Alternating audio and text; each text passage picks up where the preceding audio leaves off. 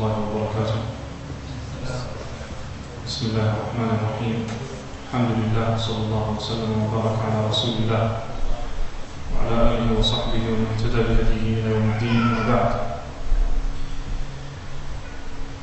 مرحبا بكم, جزاكم الله خيرا for your attendance, and I hope that everyone is doing well and that they're enjoying the weather.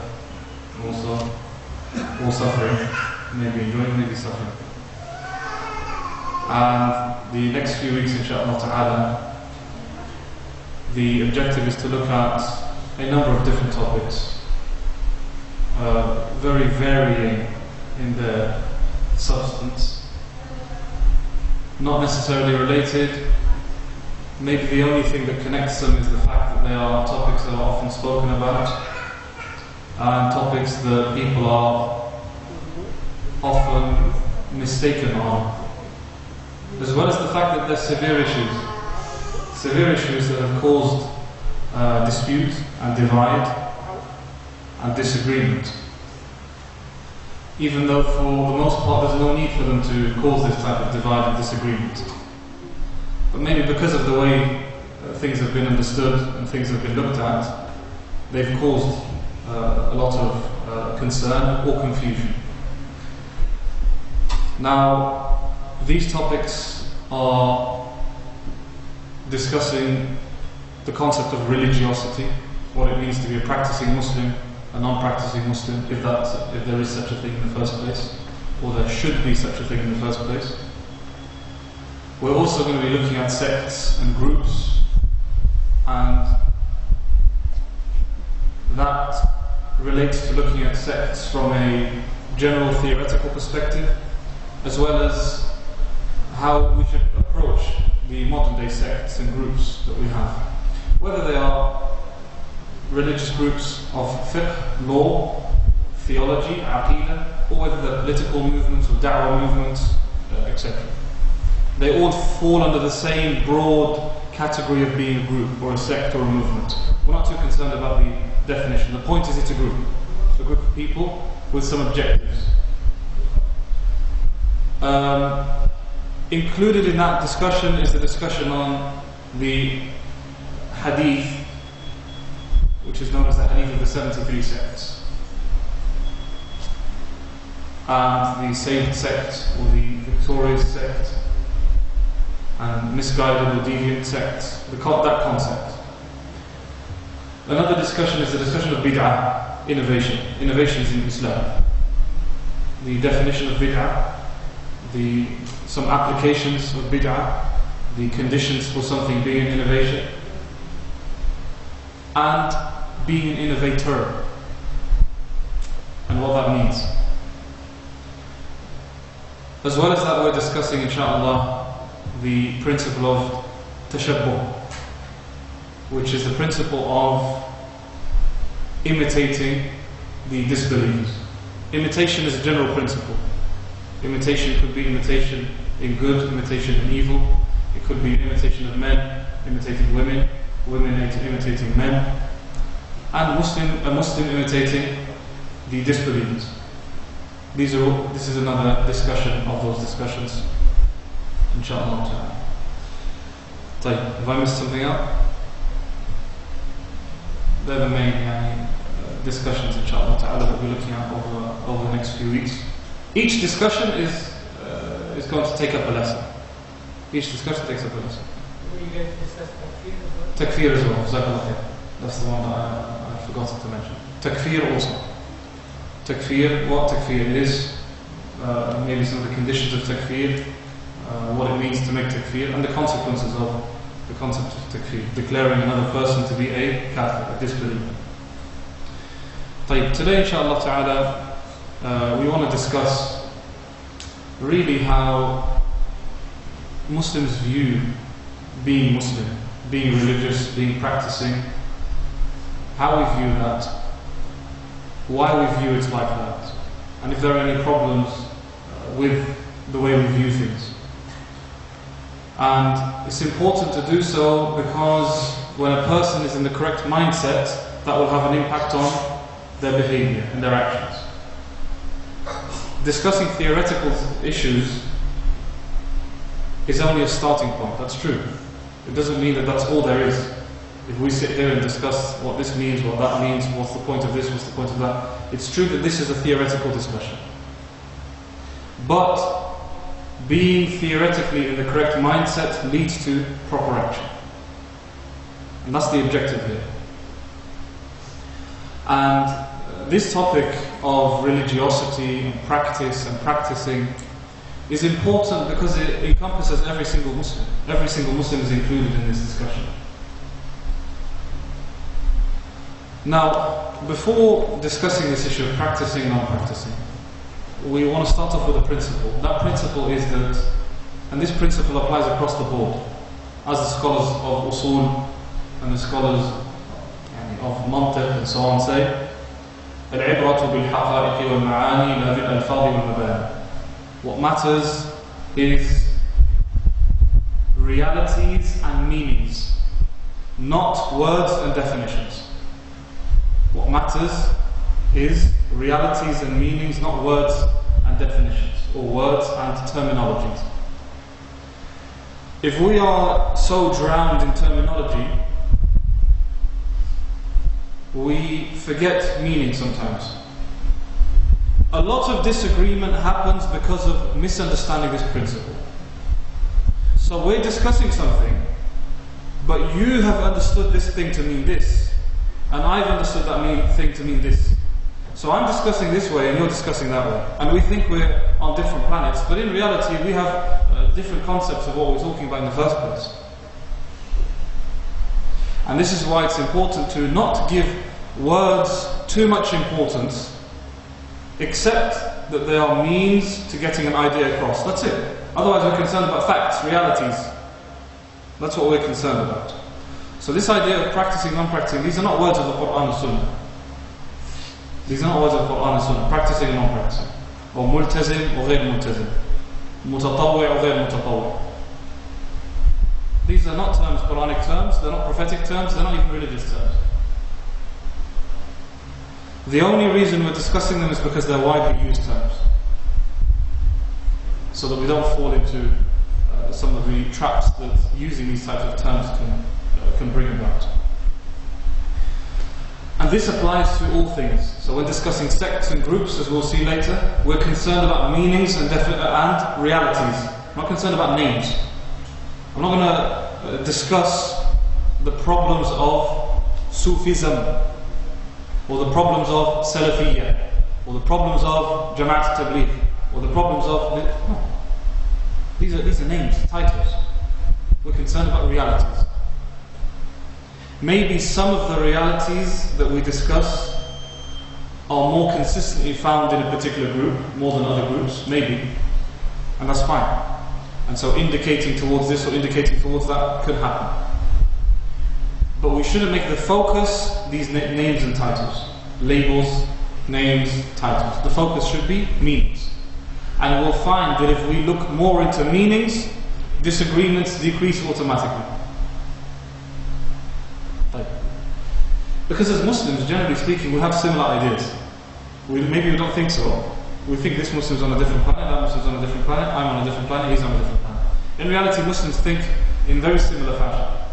So when we come to discuss facts, we find that there's a lot of similarities. No Muslim says I don't believe in God. No Muslim says I don't care about the Quran. No Muslim says I'm not interested in the Prophet's teachings. No Muslim says I'm not concerned about the pillars of Islam or the pillars of Iman. And so this is why this principle and this qa'idah is an important starting point. Okay. طيب, so when we use the word practicing, a practicing Muslim or a religious Muslim, he's quite religious, mashallah, or she's not that practicing, or he's quite practicing but not that practicing. What do people think about? What do people picture when these types of terms are used? Maybe not necessarily what you think right now, but what do you imagine that people picture in their heads? When I say to you, this brother, mashallah, is a very practicing brother. Outward appearance. Outward appearance, what? Dressed like you. طيب. Consistently prays. Aye. Who was going to say something? That's it. So what type of outward appearance? I mean, I'm not saying this is what I expected. So Yeah. I'm just saying that's what I think people would see. If somebody's called this person, they're expected to wear traditional clothes, to have a beard, have a cap, so on and so forth. So if I said to you, mashallah, this brother, very practicing brother, and he walked in wearing a suit and a goatee. Shouldn't be a problem to me. Shouldn't be a problem. But for a lot of people, is it a problem? Would it be a surprise? Okay, and if I said, maybe somebody's interested in proposing to a particular sister, what do you know about that sister? Is she a good sister? I say, she's not that practicing, but she's not that practicing. So what do you picture? What do you assume? Doesn't pray. Okay, maybe. Doesn't wear a headscarf, hijab. Okay, yeah. Doesn't do what's compulsory. Only does what's compulsory. So if I say she's not that practicing, it means she does what's compulsory, but that's it. She doesn't do anything extra. Like, mashallah, very conservative. You are. You've got too high standards here. That's good. It's a good thing. Okay, I think that's maybe. If you sit down with someone and say, should things be like that, they will start to think things through. And say, actually religion, Islam is supposed to be like this. But a lot of the times in the back of our minds, we do label like this. We do label like that. Appearance, very, very, very specific appearance. Beard needs to be of a certain length. Dress code needs to be a certain way. Okay, and so on. For the woman also, dress code has to be a certain way. For women it's even more difficult to live up to practicing appearance or religious appearance. Obviously depending on who you're talking to. But often for women it's even more, the standard is even higher. Is that a problem? Is it a problem that we're concerned about appearance?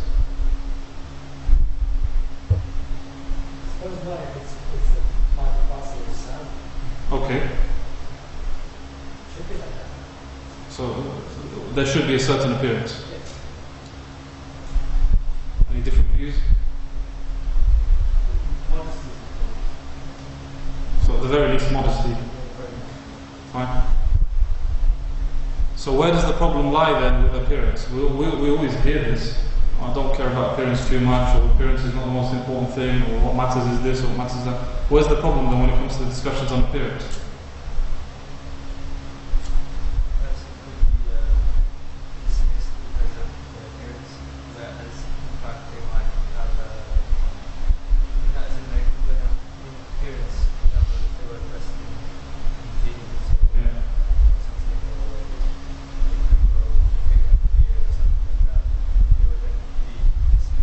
As not being religious, from the religious side. So he said that sometimes appearance, if it doesn't live up to a certain standard, that could be enough for a person to be dismissed from. That's the problem. So the problem really is then with prioritizing. So it shouldn't be taken to an extreme to the extent that we say that appearance has zero meaning. Appearance has some meaning. Appearance definitely has some meaning. Yeah? But at the same time, the biggest problem is misplacing that concern, that importance. That's really the biggest problem. Otherwise, if somebody encourages good appearance and encourages certain things that relate to appearance, should that be a problem? No, because the Prophet ﷺ discussed that, the Quran discusses that. Ya bani Adam khudu zinatakum. O children of Adam, take your zina, your beauty. Dressing in a respectable way is encouraged. It's praiseworthy. The Prophet ﷺ taught us to do certain things that relate to our appearance, like sunan al-Fettah, and purifying, and washing, and perfume, and this, and so on, different things, as well as covering the awrah. All of these things relate to appearance. They have a role, but they shouldn't be misplaced. And their importance shouldn't be put in the wrong place. Okay. So, for someone to be a practicing or a religious Muslim, what should they be fulfilling?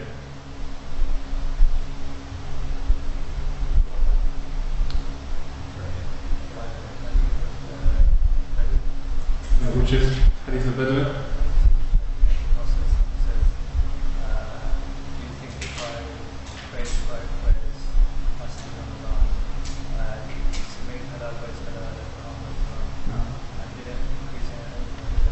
Would I enter Jannah?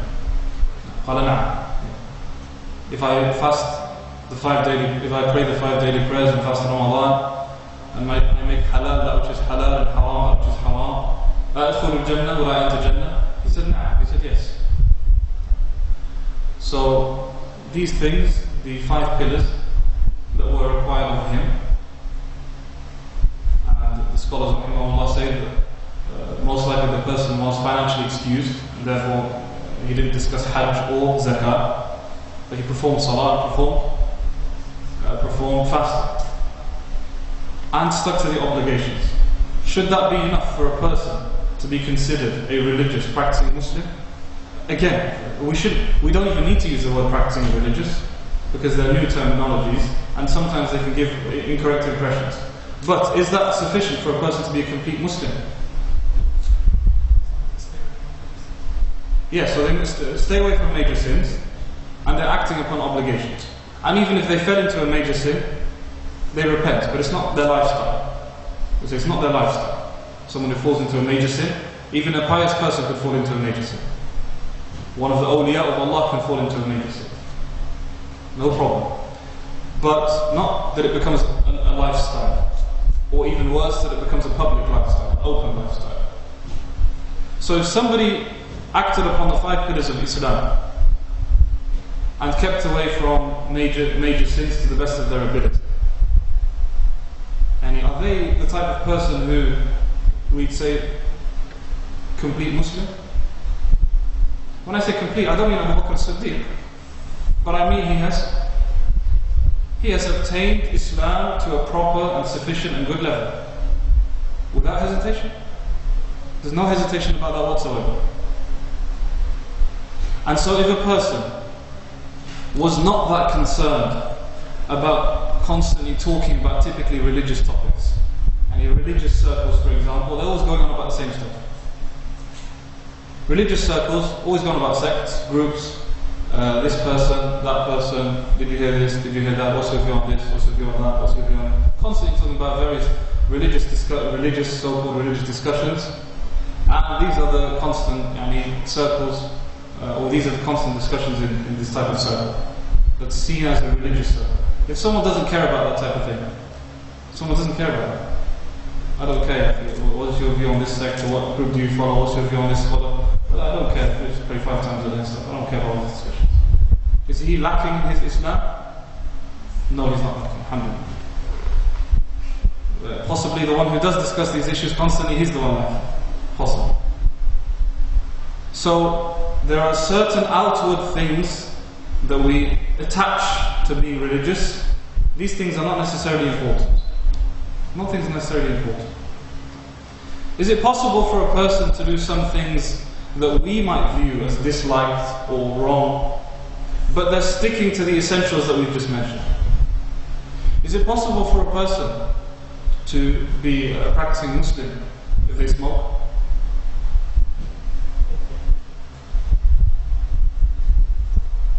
Yeah? It is possible. Why is it possible? Smokes. For the 21st century Muslims, that's a major sin.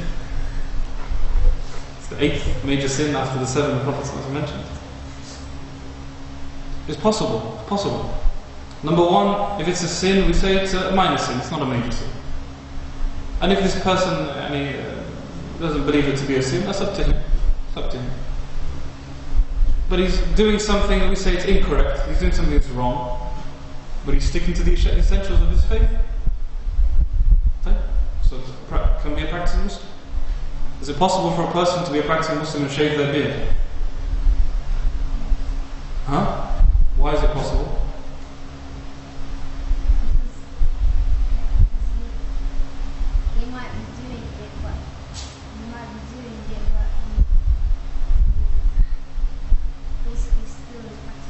Okay, so he's still doing the main things, the essentials of Islam, still praying, still fasting, still gives zakah, still performs hajj, etc. But he does this action.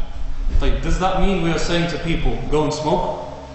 Go and shave your beard? Go and do this or go and do... No. Everything has to be put in its place. Everything has to be put in its place.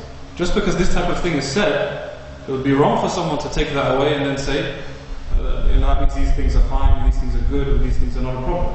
But everything has to be put in its place. That's what we're talking about when it comes to prioritizing and putting everything at the appropriate place. Okay. Now, it's important also to view Islam as not something that hinders a person's life or makes a person's life difficult. That's not what Islam came to do. In fact, Islam came to resolve people's problems. Islam came to give people solutions. What's the role of a scholar, a faqih and a mufti? To give people solutions. That's it. To give people solutions in line with the teachings of Islam. That's all that their role is. And Islam should be viewed in that way. Why is it often that we associate religious with boring? Religious with no life? Religious with, constantly doing this type of thing or a certain thing? And if somebody was to play sports or to play football or even to play computer games or to talk about politics or to talk about this or to talk about that, that drops from their religiosity. Or if a woman was obsessed with makeup and obsessed with clothes and shoes and so on, that drops from her religiosity. What do we picture the companions of the Prophet to be like? Consider every single person who saw the Prophet ﷺ immediately became a walking Quran, memorized the Quran, memorized every single sunnah the Prophet ﷺ knew, and he was a big scholar of fiqh and a big scholar of the sunnah, and he was practicing every single obligation and every single sunnah. That's a misunderstanding of how the Sahaba lived their lives. That's wrong, completely wrong. Just as we human beings are at levels, the Sahaba were levels. When we talk about the obligation of loving and respecting the Sahaba, we talk about it from a perspective of Iman. It does not mean that every single companion was a scholar and every single companion was of exactly the same level in Iman, and that no companion committed a sin, a minor sin or a major sin. And some companions fell into some sins which would constitute kufr, which would constitute disbelief, had it not been for them being excused for whatever excuse it is. Like he who went and who went and gave a message to the disbelievers of Quraysh, warning them of the Prophet ﷺ's arrival and so on. This is a supporting of the disbelievers against the believers. That's an act of disbelief. It's an act of kufr. And Umar said to the Prophet ﷺ, Messenger of Allah, he's a hypocrite. Let me take his head off. Let me take his head off because he's a hypocrite. So the Prophet ﷺ said no. He witnessed Badr. He witnessed Badr. And what do you know? Perhaps Allah Ta'ala will say to the people who participated in Badr, اعملوا ما شئتم فقد غفرت لكم, do whatever you like because I've forgiven you. So the point is that the Sahaba radiallahu anhum were also at different levels. The Sahaba radiallahu anhum also had different worldly interests.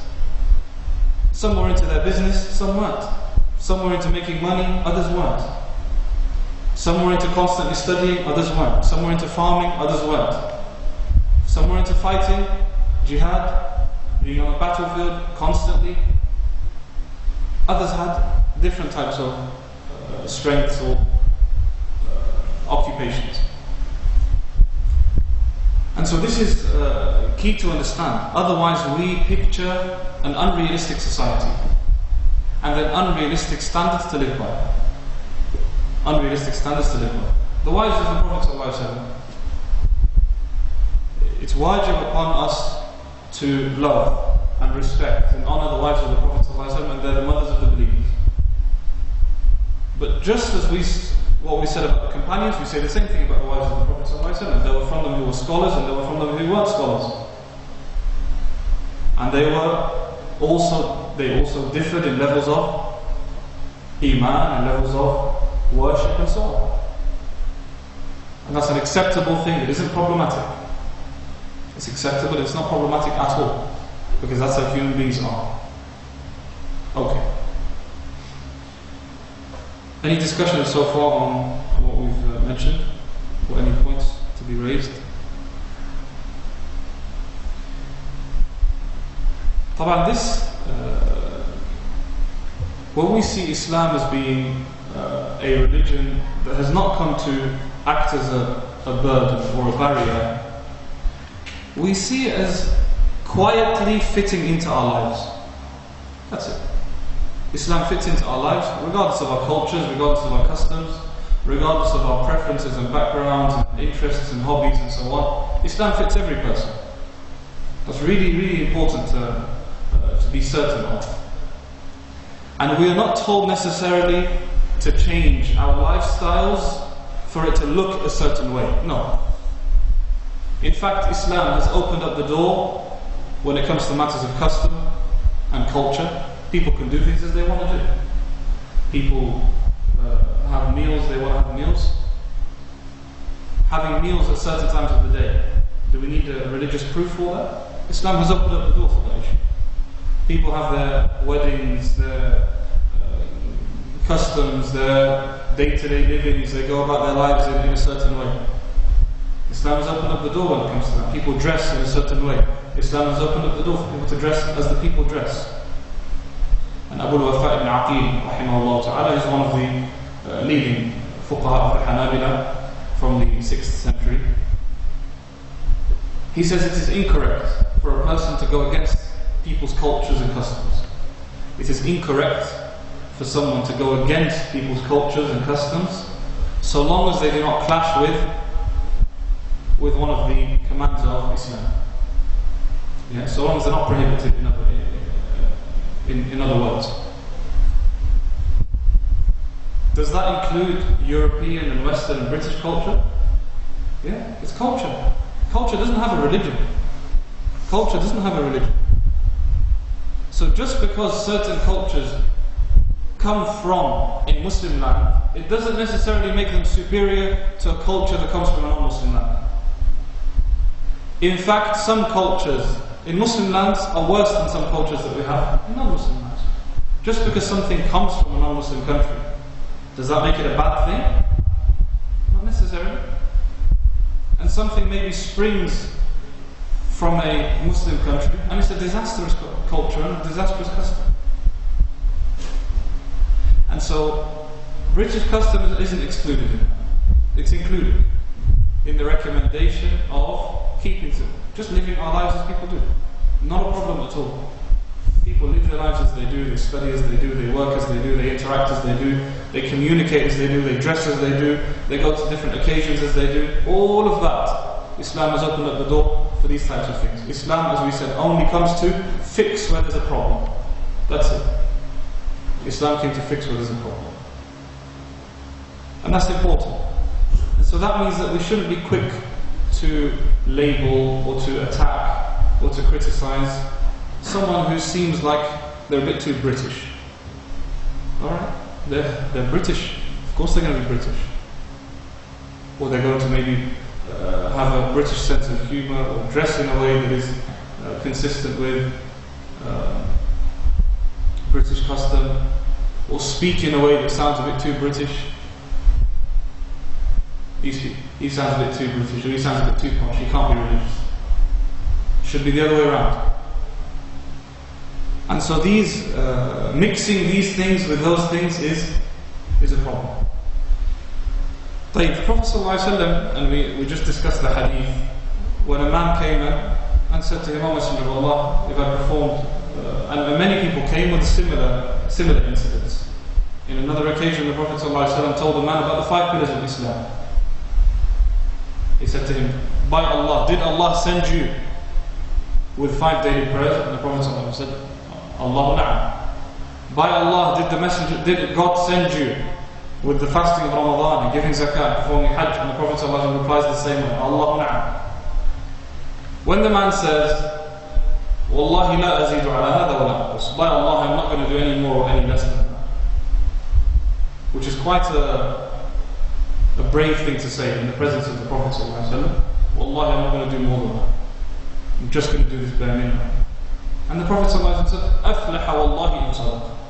By Allah, if he is truthful about sticking to these things, then he's successful. And in another narration, إِنْ صَدَقَ لَيَدْخُلَنَّ الْجَنَّةِ. If he's truthful, he will certainly enter into Jannah. So now when we view one another, when we speak to each other, when we are encouraging our children, particularly young people are growing up in difficult times. Young people are children, and those who are in their early teens and mid-teens and late teens, and those who are at university also, they're going through difficult times, not easy circumstances to be practicing your faith in the best way possible. And so when we overcomplicate things more than things are already complicated, then the problem really is from us. The problem is from us. Most of the Muslims who are confused or are finding difficulty with Islam are finding difficulty because of us. We are not prioritizing Islam in the correct way. We are emphasizing things that don't need to be emphasized in front of everyone. And we are enforcing things that don't need to be enforced. And just because scholars of Islam have discussed certain things, it doesn't mean that discussing those things is essential all the time, in front of everybody. And this idea is maybe delved into a little bit more in the discussions about sects and groups, etc.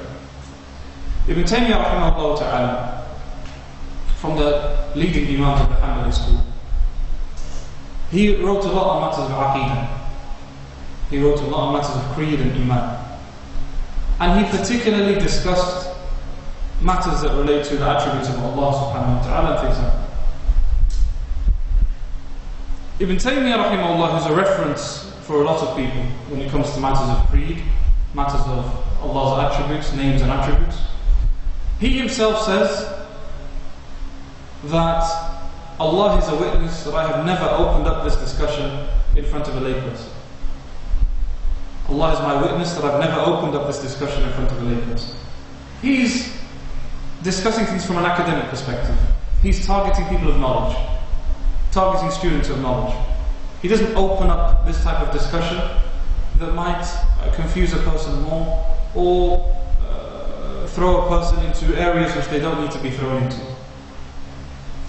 What we have taken a lot of the time is to bring these topics, bring these types of discussions, and unless you have perfected these topics and you have a clear stance on every single controversial issue, your religion is questionable. So you have to have an opinion on the Mawlid. You have to have an opinion. If you don't, how can you be religious? What do you know about Islam? You have to have an opinion on the different groups and movements that are around today. You have to have an opinion on the different madhahib al-aqeedah, the Ash'ariyya and the Mu'tazila and the Salafiyya and the Maturidiyya, etc. You have to have an opinion.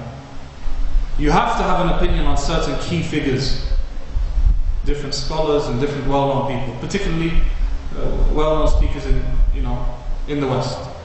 You have to have a view on Yasir Qadhi. You have to have a view on Nu'man al-Islam. You have to have a view on Umar Sulaiman. You have to have an opinion, because these are important big topics. So it's almost like these things are things that complete a person's faith. This is what completes your religion. Even though, if a person says about the Mawlid, I don't care, his iman will not increase or decrease, and he won't be questioned about it under the judgment. Are you a Salafi or not a Salafi? I don't care. His iman is not going to increase or decrease, and he won't be questioned about it on the day of judgment. What's your view on this person or that view? I don't have a view. I don't have a view. Iman won't increase or decrease. If anything, your iman will increase, because you're avoiding conversations that are potentially harmful, and you won't be asked about it on the day of judgment. So we can't hide that these discussions exist. We don't need to pretend that there is no discussions in aqeedah and different opinions on different controversial topics. That's fine. That's not a problem. But what we should be doing is emphasizing to the wider Muslim community that there are things that are important and there are things that are not really that important. There are things that are necessary and there are things that aren't so necessary. That's what every khatib and preacher and teacher should be encouraging. You're talking to someone who you don't know if he's entered Islam today. You're talking to people you don't know if this person is the first time he's prayed salah in 10 years or 15 years. How can every single discussion that you just because you're into that discussion and your friend is into that discussion, how can that necessarily be a relevant discussion for every Muslim? We should not be confused about Islam. Islam is too simple to be confused about it. Islam is too easy to practice for us to be confused about it and to find it difficult and problematic. I have met numerous people who have been mentally harmed, psychologically harmed, just because they're confused about, for example, groups and sects within Islam. Mental crisis and psychological problems. And they end up going to see psychiatrists and therapists and counselors to help them settle in their lives because they're so confused about this group or that group or this group or that group. And that's an example. And so, I think the idea is clear. The idea is clear when it comes to how we should approach Islam ourselves and how we should deliver it and display it to other people. And we shouldn't forget that this is how we should practice Islam ourselves also. And how many people dive into Islam and they can't handle it. They don't necessarily have to leave Islam, but they can't live up to that same standards that they thought they should be living up to. And you find someone who dived into practicing Islam and doing different things and discussing certain issues, and we have to do this and we have to do that and we have to talk about this, and this is part of Iman, and this is from Asl al-Din, or this is from Usul al-Din, and this is from this and this from that. And then afterwards he's just about praying 5 times a day. So it's healthy for us to take things in the proper steps and beginning with the most important things, and more importantly it's healthier for the wider Muslim community. And there were times, as I mentioned in the khutbah, and I've mentioned before a number of times, where the Prophet ﷺ would discourage people from doing too much or delving into things too much, whether it's into discussions, like when he rebuked them for discussing qadar and delving into it, or whether it is about actual worship, when he was not happy with Abdullah ibn Amr ibn As and other people also, when they overdid their worship or they kept away from things that were halal, like those who refused to marry, and those who refused to sleep during the night, and those who refused to eat during the day, and so on and so forth. So the Prophet ﷺ came to put things back in a proper balance, so that people can act upon Islam in the best way possible. Doing more is not necessarily good. Taking the stricter opinion is not necessarily good. Taking a stricter view does not necessarily mean more religious. It doesn't necessarily mean more religious for a person to take with a stricter or more conservative view. No, it doesn't mean that at all. It doesn't mean that at all. At times it can be good, and it's a sign of caution and wara and iman, and at times it could be extremism and excessiveness that is not praiseworthy at all in the first place. Anyhow, that's these are some of the main sort of headings on this issue of practice. How we should view the practice of our faith, how we should view the practice of Islam, and also how we should view each other. And sometimes we forget as human beings that people, labeling is one of the worst things that's hit people. People generally, not just Muslims. Labeling is one of the worst things. Because when you label someone, what's the assumption that you make? The assumption you make is, this is how they are. So you see one thing from them. So you assume that everything else that comes with this is necessarily with them also. Okay. And he's going to be like this till the day of judgment. 2 assumptions. 2 false assumptions. So I see that somebody, for example, raises their hands in salah. Okay. so he must be Salafi, and if he's Salafi, then he must be Wahhabi, if he's Wahhabi, then he must believe this, and if he believes that, he must believe this, and if he believes that, he must be this, and he must think I'm a kafir, and he must think my Shaykh is a kafir, and he must think this and that. And he's going to be like this extremist, until he dies. So the first assumption is false, and the second assumption is even worse, because people change. Even someone who does actually hold those beliefs, he believes you're a disbeliever. Can he change? Of course he can change. So when we label, we're falling into these two crimes.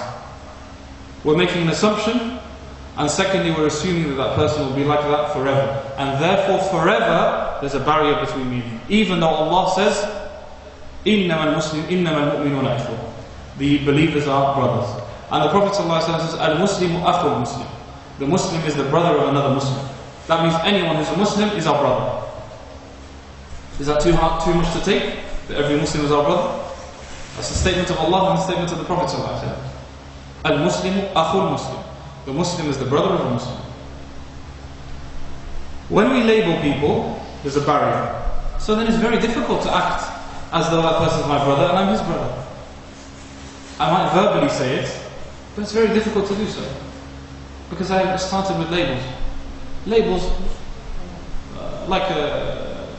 when somebody asked Abdullah ibn Umar, repeatedly asking the questions, Ara'ayta, Ara'ayta.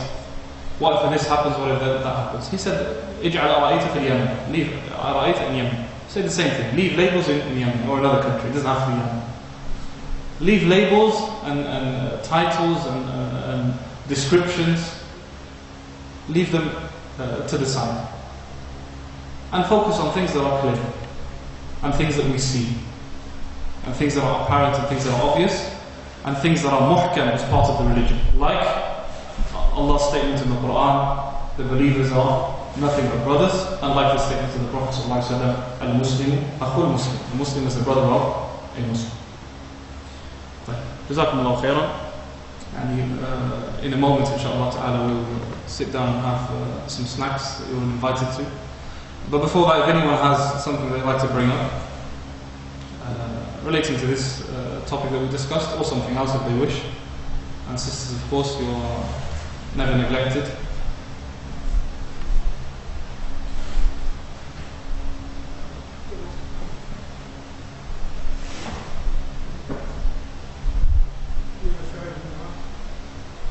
Barakallahu. Yeah, sorry. This is related to what you said just recently, where that what topics should be going into public discourse.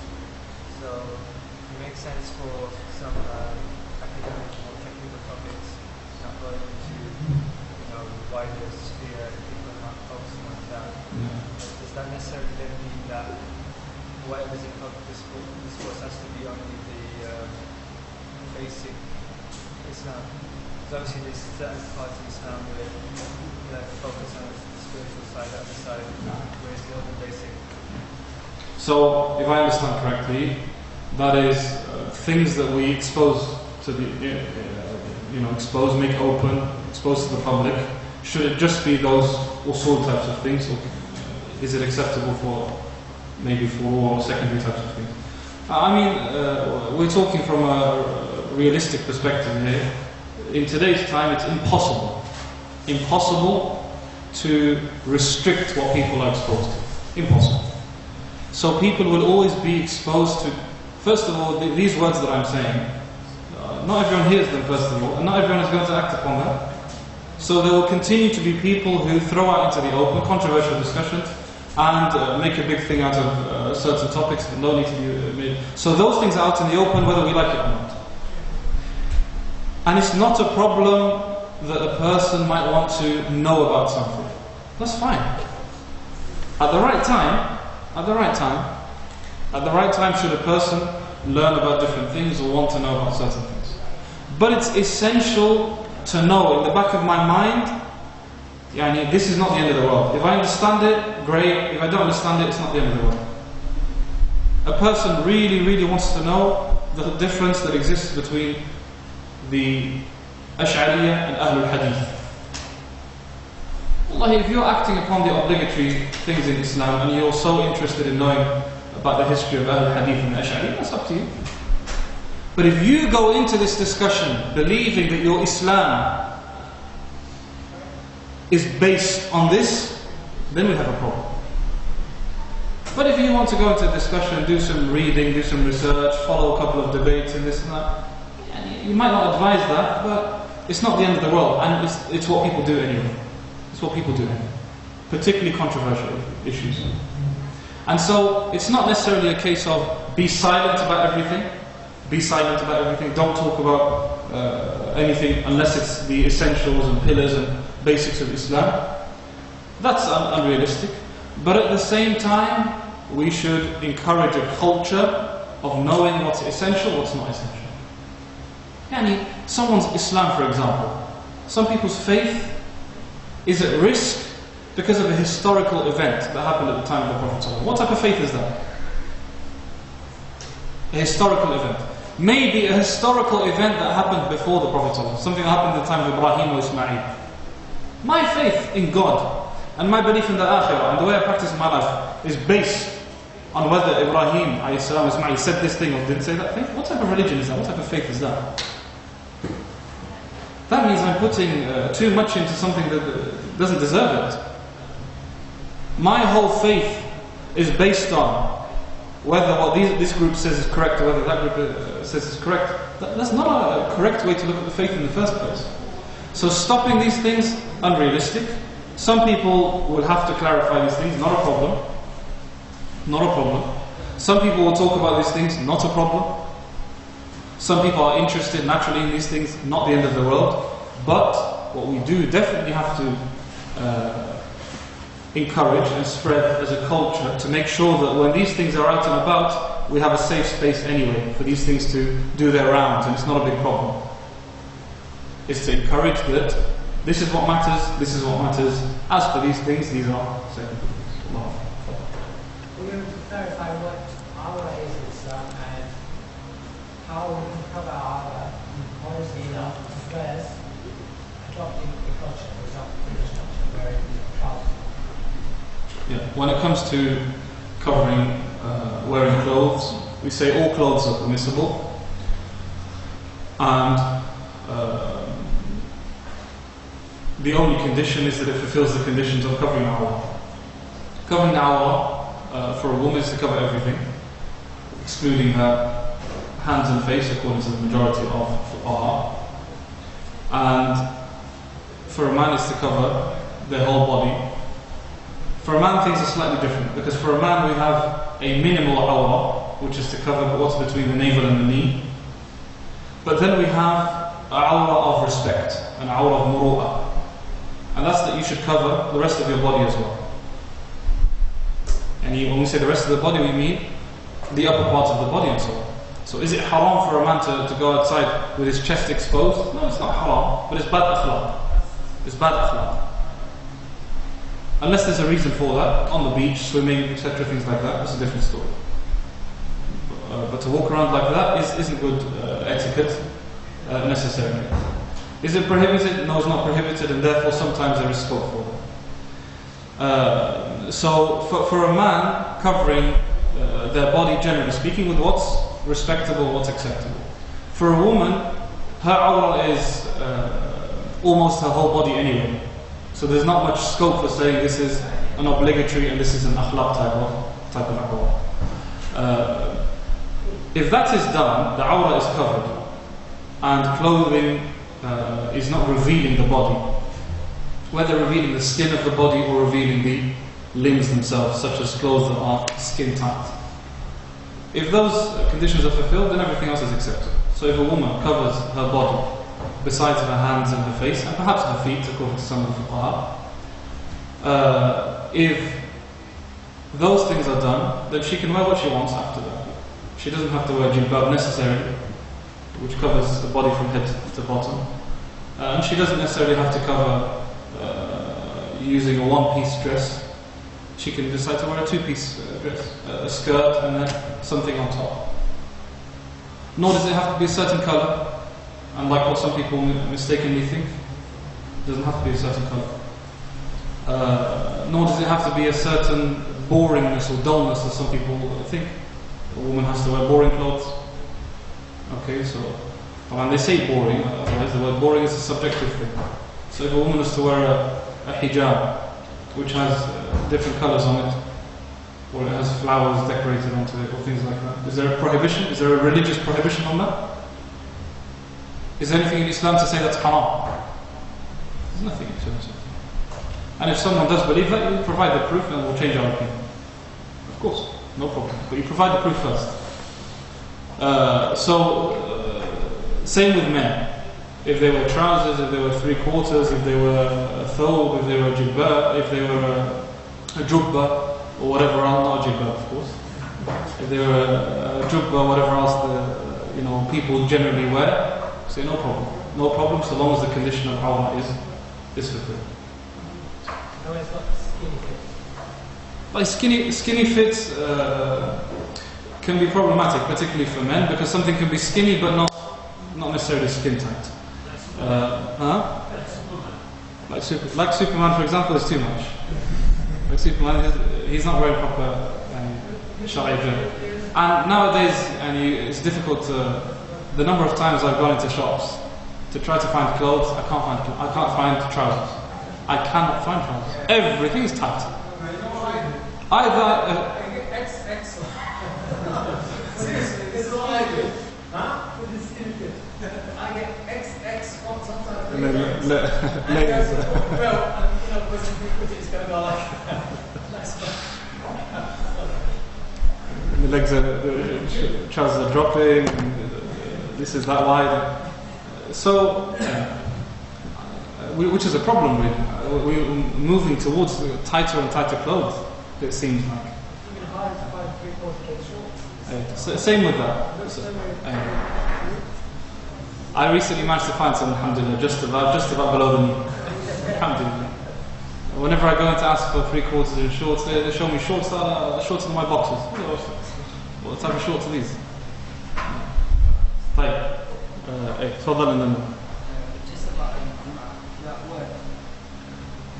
Isha is at 10:30, yeah? It is at 10:30, but we're going to be there about 5 minutes, so that everyone enjoys some tea and coffee. طيب, shall we delay Isha or shall we pray and then afterwards sit down? I think if we come to now, then we have 10 minutes. طيب, to okay. have tea and coffee. طيب. Yeah. Last thing and then the rest of them we'll discuss around the table. Just about starting at your work, is a valid excuse not to go to your work. In your break time is not enough to go to the Case by case question, Salat al-Jum'ah and not being able to attend because of work. If you're a resident, if you're a traveller, you might have more scope. If you're a resident, is that what it is? You're a resident of Birmingham. In that case, you try to make time for it. You try to agree something with management. Try to agree to doing additional hours beforehand or afterwards, etc. Something to fit it. Because although it might be a religious excuse, strictly speaking, but it's problematic for it to become a habit. I go a whole year without praying Salat al-Jum'ah. That's a problem for my iman. And so that might be an excuse to some extent, but it's religiously and spiritually a problem. So I would say make that your key concern, to try to sort something out with the manager to fit in. جزاكم الله خيرا. صلى الله على نبينا محمد.